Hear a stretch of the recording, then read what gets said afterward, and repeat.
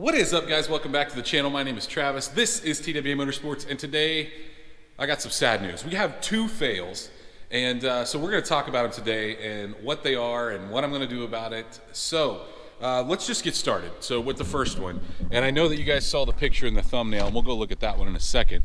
Hopefully it's not too windy. You're probably going to hear my security camera on my phone here. It's going to make noise.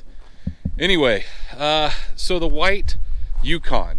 You can see the Suburban over there, and we'll get to that in a second, but the white Yukon. All right, so you guys know that I bought it from a neighbor up the road. It's been sitting for about 2 years, and I bought it kind of as a flip. I wasn't planning on doing anything with it. I honestly originally thought about buying it for just the motor, but I was gonna buy it for a flip. So I paid 800 bucks for it. Didn't really do much to it. I haven't even changed the oil. I did put some stuff in the oil because the lifters were tapping, and I was going to drain it out and change the oil. But anyway, I had somebody that was interested in it that wanted to come look at it. I had it listed for like, I don't know, like $2,100. The guy asked me what I'd take, and I said I'd sell it for $1,800. That'd be a $1,000 profit. And ultimately, from the looks of things, that seems pretty on par. So I go to meet the guy, and of course the lifters start tapping on the drive there, which is, it's fine. I told him that. I told him everything involved. But when we got there, he was one of those guys that checked the oil, checked the transmission fluid, and the lifter noise had stopped by that point. But when checking the transmission fluid, mind you, I drove it about 3 miles into town, and it drove fine. When he checked the transmission fluid, it was a little low. Well, instead of stopping right there and going to get some transmission fluid, which I should have done, we take it out on a drive, and we lose third and fourth gear. Well, if you guys know anything about the 4L60E transmission, third and fourth are generally, you're done, it's over. And so the transmission is now blown, and the guy decided not to buy it, of course, and it wasn't his fault, honestly. It should have been something that I checked a long time ago. I just really didn't want to spend any time on that, but fluids should have been the first thing that I checked, and I didn't. It was low, and it is gone. I poured some in it. I did stop on the way back from the drive at a local parts store, got a couple quarts of transmission fluid, put it in, but it's too late. The transmission is toast in that thing. So that is our first fail. It sucks because that really is going to change the amount that I get out of it. Now, I still don't think I'm going to lose money on it, but I'm definitely not going to make $1,000 now. I've changed the price now. I've got it listed for way cheaper, and I haven't had a ton of interest in that thing anyway. But to be honest with you, it's about time for it to leave. I'm going to find either somebody to buy it, or I'm going to take an even amount out of it, so just get my 800 bucks out of it and be done with it.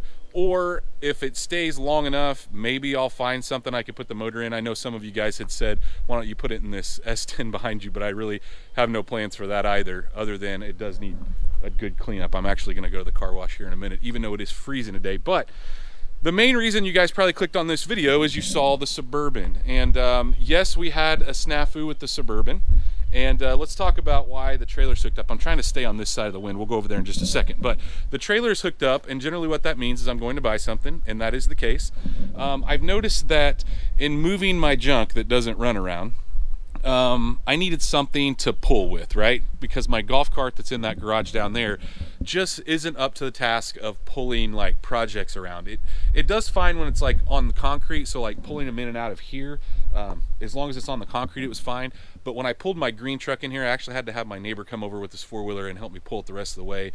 So I wanted to buy a four-wheeler for two reasons. One, I thought my older son, would get a kick out of having a four-wheeler. My neighbor over here has a four-wheeler. He has a couple of them, and they're always out. He's on the golf cart, and my neighbor's on a four-wheeler, and of course the golf cart doesn't keep up with the four-wheeler. So I thought, let's try to find a four-wheeler. So I found one in Rogers, Arkansas, which is about an hour and a half-ish from me. Loaded up the trailer. Come to find out, the one I was going to look at sold, but this guy sold multiple ones. And anyway, we get down there, we didn't buy one. So on our way back, we are driving, and my wife screams at me, and there is a tire flying off of a trailer, and it literally is I'm doing 60 miles an hour. The tire's obviously doing about the same, coming the opposite direction, and it flies up and hits the front of the Suburban here. And it's sickening because, well, honestly, we're lucky because it didn't fly up. It was bouncing. It didn't fly up and hit the windshield because, guys, it would have went through the windshield and it could have seriously injured my wife. I had both my kids with me. It could have been way worse than what it was. But you can see it completely destroyed the front bumper. My wife said she saw the headlight lens fly over the car. So we have obviously some major damage here. The bumper is completely toast. It's broken. The headlight's obviously broken. It got into the fender just a little bit as far as marring the fender up. So it's going to have obviously a new headlight. It's going to have a new front bumper cover. I don't think there's any damage behind it, although you can see my fog light's completely filled with water now. So obviously it's going to need a fog light as well. But all the lights, crazy enough, they still work. You can see my bright light is kind of pushed back in, but all the lights actually still light up, which is really crazy. I thought for sure that, you know, when it hit it, it would bust all of those. So testament, I guess, to the lights that I used. I'm pretty happy with that, but we're gonna have to do something here. Now, here's the thing. I was filled with rage, and my wife says, I wish I'd had a camera to see how mad you were, but I literally got out, looked at it, flipped around, and chased the guy down because he had no idea that he'd even done it. And it took me about 5 miles to catch him, and finally got him pulled over. Actually, there was a motorcycle that was either, I don't know if he was coming the same way as the truck or if he was behind us, but he actually chased him down with me just for some added help and to say that he saw it. So that was awesome of him to do that. But we got the guy chased down. He says he has insurance. Now we're 2 days. This happened on a Friday.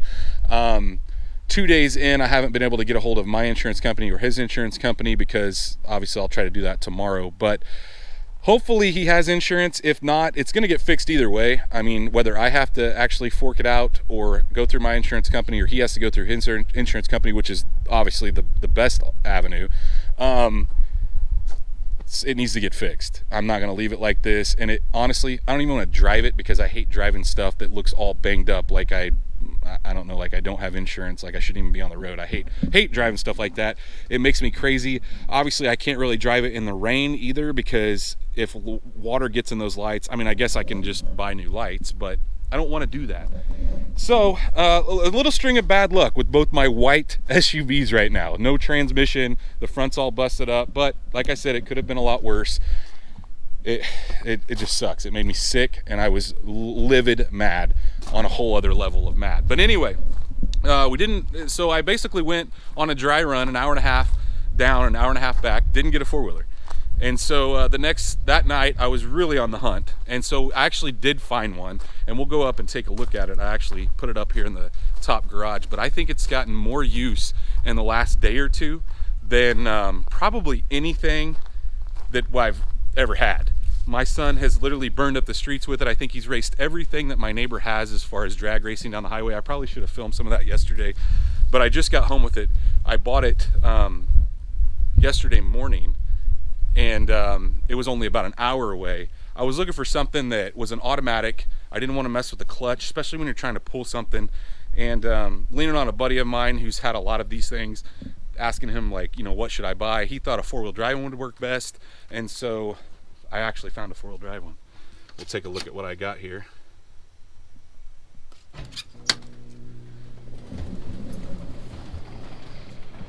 And I wanted used. I didn't want to buy a new one. I didn't want to spend a ton of money. I honestly wanted to be like I really wanted to be under $3,000, and this is what I ended up finding.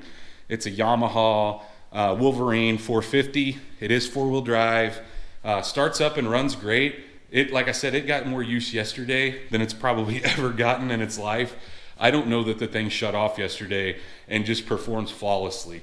But for like I said, for pulling stuff around, like if I have to pull a car out of the garage onto a trailer, something like that, I just thought it would be handy to have something like this. So the one I originally looked at was like $2,500. This guy I actually bought for $1,700. And to me, for a running and driving one that has four-wheel drive, I think it's perfect for what I want to do. It's not the fastest thing, although it is faster than my neighbor's, and that made my son happy because he was able to, you know, I guess there's a little bit of hope that there's some drag racer in him, or some I don't really know what I'd call it, but he likes to win. So I'll give him that. And that was the first thing he did. The minute my neighbor was outside, they got the four-wheelers, they raced down the road. My neighbor has another four-wheeler, they went and got it and raced it, and then they raced on a dirt bike against this four-wheeler, and then he raced his side-by-side against the four-wheeler. So it got a lot of use, a lot of drag racing yesterday. My youngest son, I took him around the yard in it. He absolutely loves it. But guys, I know this video isn't as exciting as me working on a project, but I wanted to kind of share with you some of the stuff that's going on right now, especially with the two, obviously the Suburban getting all crunched up, and let me know if you guys want to see that process. If I have to fix it, maybe I'll go through kind of what's entailed in that. Like, I'm not going to be doing any of the painting, but if I have to find parts, put them on myself to maybe save some money, especially if I have to foot the bill, I will definitely do that. Either way, I will let you guys know kind of what turns out with that. Hopefully it's good. Hopefully he does have insurance. But I wanted to show you guys just a day in the life of TWA Motorsports. Stuff happens. Like I said, it could have been a lot worse, but we did get a four-wheeler, which you guys will probably see me towing stuff around. Some of my junk down here in the garage when I have to move something. I'm going to have to move the Trans Am here soon in order to get it positioned where I want to start working on it. But if you guys did enjoy this video, I know it's not real enjoyable to see stuff broken, but if you did, please, like always, smash that thumbs up button. If you guys are not subscribed, guys, go down, hit that subscribe button. While you're down there, make sure you ring that bell icon. That notifies you every time we drop a new video, and stay tuned because it's gonna turn up. Things are gonna get better.